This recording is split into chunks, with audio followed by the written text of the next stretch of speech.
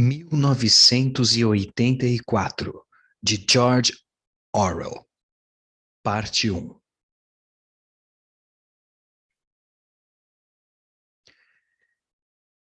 Era um dia frio e ensolarado de abril, e os relógios batiam 13 horas. Winston Smith, o queixo fincado no peito numa tentativa de fugir ao vento impiedoso, esgueirou-se rápido pelas portas de vidro da mansão Vitória. Não, porém, com rapidez suficiente para evitar que o acompanhasse uma onda de pó áspero. O saguão cheirava a repolho cozido e a capacho de trapos. Na parede do fundo, fora pregado um cartaz colorido, grande demais para a exibição interna. Representava apenas uma cara enorme, de mais de 1 metro de largura. O rosto de um homem de uns 45 anos, com espesso bigode preto e traços rústicos, mas atraentes. Winston encaminhou-se para a escada. Inútil experimentar o elevador. Raramente funcionava, mesmo no tempo das vacas gordas. E agora a eletricidade era desligada durante o dia. Fazia parte da campanha de economia, preparatória da Semana do Ódio.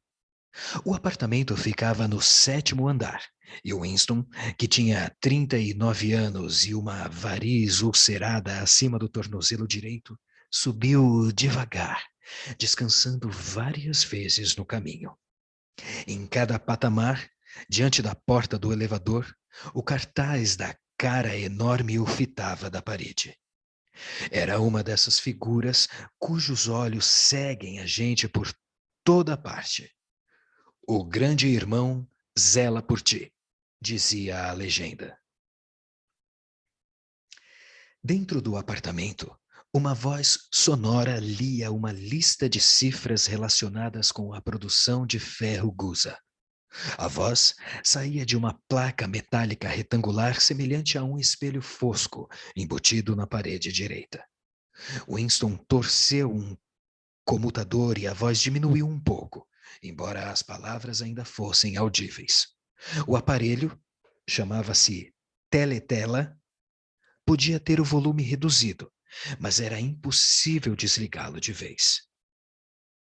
Winston foi até a janela. Uma figura miúda, frágil, a magreza do corpo apenas realçada pelo macacão azul que era o uniforme do partido. O cabelo era muito louro, a face naturalmente sanguínea e a pele arranhada pelo sabão diário. Pelo sabão ordinário, as giletes sem corte e o inverno que mal terminara. Lá fora, mesmo através da vidraça fechada, o mundo parecia frio. Na rua, pequenos rodamoinhos de vento levantavam em pequenas aspirais poeira e papéis rasgados. E embora o sol brilhasse e o céu fosse de um azul berrante, parecia não haver cor em coisa alguma, salvo nos cartazes pregados em toda parte. O bigodudo olhava de cada canto. Havia um cartaz na casa de fronte. O grande irmão zela por ti, dizia o letreiro, e os olhos escuros procuravam os de Winston. Ao nível da rua, outro cartaz, rasgado num canto, trapejava ao vento, ora cobrindo, ora descobrindo a palavra Ingsoc. Na distância, um helicóptero desceu beirando os telhados. Pairou uns momentos como uma varejeira e depois se afastou num vôo em curva. Era a patrulha da polícia, espiando pelas janelas do povo. Mas as patrulhas não tinham importância. Só importava a polícia do pensamento.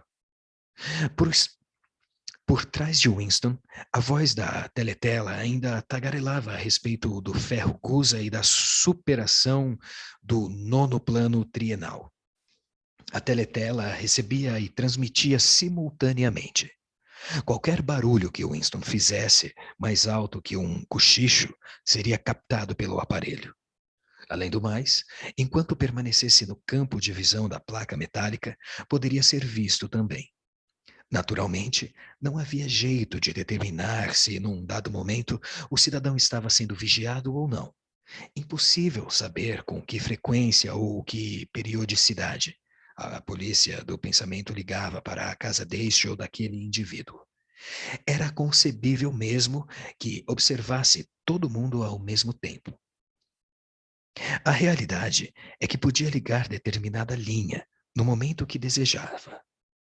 Tinha-se que viver, e vivia-se por hábito, transformado em instinto na suposição de que cada som era ouvido e de que cada movimento era examinado, salvo quando feito no escuro. Winston continuou de costas para a teletela.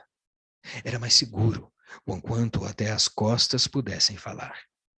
A 1 quilômetro dali, o Ministério da Verdade, onde trabalhava, alteava-se, alvo e enorme, sobre a paisagem fuliginosa. Era isto, pensou ele, com uma vaga repugnância. Isso era Londres, cidade principal da pista NO1, por sua vez, a terceira entre as mais populosas províncias da Oceania.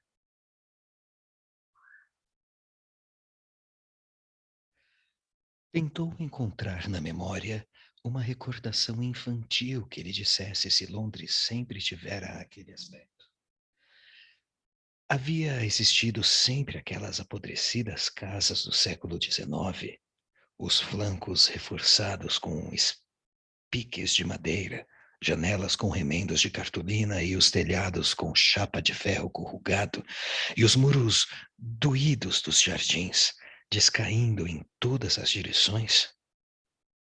E as crateras de bombas onde o pó de reboco revoluteava no ar e o mato crescia a matroca sobre os montes de escombros, e os lugares onde as bombas haviam aberto clareiras maiores e tinham nascido sórdidas colônias de choças de madeira que mais pareciam galinheiros.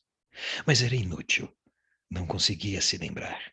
Nada sobrava de sua infância, excepto uma série de quadros fortemente iluminados, que se sucediam sem pano de fundo e eram quase ininteligíveis. O Ministério da Verdade, ou Miniver, em novolíngua, era completamente diferente de qualquer outro objeto visível. Era uma enorme pirâmide de alvíssimo cimento branco, erguendo-se terraço sobre terraço, 300 metros sobre o solo. De onde estava Winston, conseguia ler, em letras elegantes colocadas na fachada, os 3 lemas do partido. Guerra é paz, liberdade é escravidão, ignorância é força. Constava que o Ministério da Verdade continha 3.000 aposentos sobre o nível do solo e correspondentes ramificações no subsolo. Espalhados por Londres, havia outros 3 edifícios de aspecto e tamanho semelhantes. Dominavam de tal maneira a arquitetura circunjacente que, do telhado da mansão Vitória, era possível avistar os 4 ao mesmo tempo. Eram as sedes dos 4 ministérios que, entre si, dividiam todas as funções do governo. O Ministério da Verdade, que se ocupava das notícias, diversões, instrução e belas artes. O Ministério da Paz, que se ocupava da guerra, o Ministério do Amor, que mantinha a lei e a ordem, e o Ministério da Fartura, que acudia às atividades econômicas. Seus nomes, em novilíngua, Miniver, Mini-Paz, Mini-Amo e Mini-Farto. O Ministério do Amor era realmente atemorizante. Não tinha janela alguma. Winston nunca estivera lá, nem a menos de 1 quilômetro daquele edifício. Era um prédio impossível de entrar, exceto em função oficial, e assim mesmo atravessando um labirinto de rolos de arame farpado, portas de aço e ninhos de metralhadoras. Até as ruas que conduziam às suas barreiras externas eram percorridas por guardas de cara de gorila e fardas negras, armados de porretes articulados. Winston voltou-se abruptamente. Afivelara no rosto a expressão de tranquilo otimismo que era aconselhável usar quando de frente para a teletela. Atravessou o cômodo e entrou na cozinha minúscula. Saindo do ministério àquela hora, sacrificara o almoço na cantina e sabia que não havia na casa mais alimento que uma côdea de pão escuro, que seria a sua refeição matinal no dia seguinte. Winston tirou da prateleira uma garrafa de líquido incolor com um rótulo branco em que se lia Gin Vitória. Tinha um cheiro enjoado, oleoso, como de vinho de arroz chinês. Winston serviu-se de quase uma xícara de gin. Contraiu-se para o choque e engoliu-a de vez, como uma dose de remédio. Instantaneamente, Winston ficou com o rosto rubro e os olhos começaram a lacrimejar. A bebida sabia a ácido nítrico e, ao bebê-la, tinha-se a impressão exata de ter levado na nuca uma pancada com um tubo de borracha. No momento seguinte, porém, a queimação na barriga amainou e o mundo lhe pareceu mais ameno. Tirou um cigarro da carteira de cigarros Vitória e imprudentemente segurou-o na vertical, com que todo o fumo caiu ao chão. Puxou outro cigarro, com mais cuidado. Voltou à sala de estar e sentou-se a uma pequena mesa à esquerda da teletela. Da gaveta da mesa, tirou uma caneta, um tinteiro e um livro em branco, de lombo vermelho, e a capa de cartolina mármore. Por um motivo qualquer, a teletela da sala fora colocada em posição fora do comum. Em vez de ser colocada, como era normal, na parede do fundo, onde poderia dominar todo o aposento, fora posta na parede mais longa, diante da janela. A um dos seus lados ficava a pequena reentrância onde Winston estava agora sentado, e que, na construção do edifício, fora provavelmente destinada a uma estante de livros. Sentando-se nessa alcova e mantendo-se junto à parede, Winston conseguia ficar fora do alcance da teletela, pelo menos no que respeitava à vista.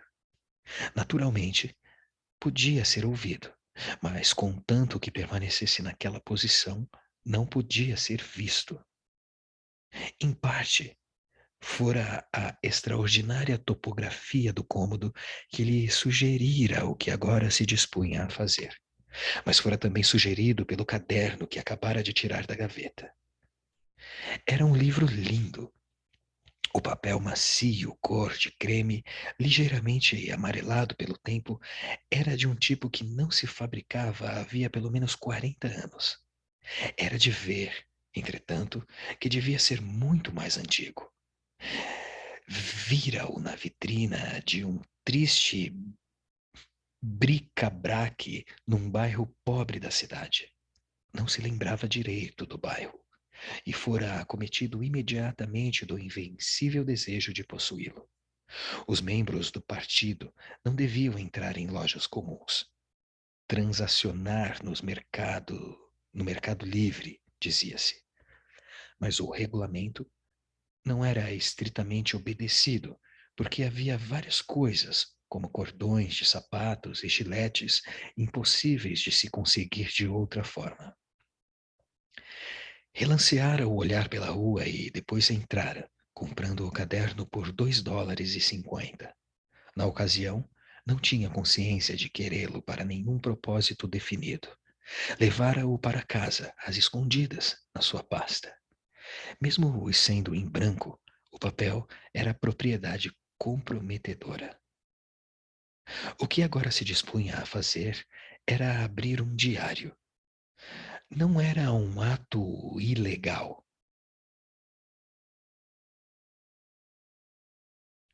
Nada mais era ilegal, pois não havia mais leis.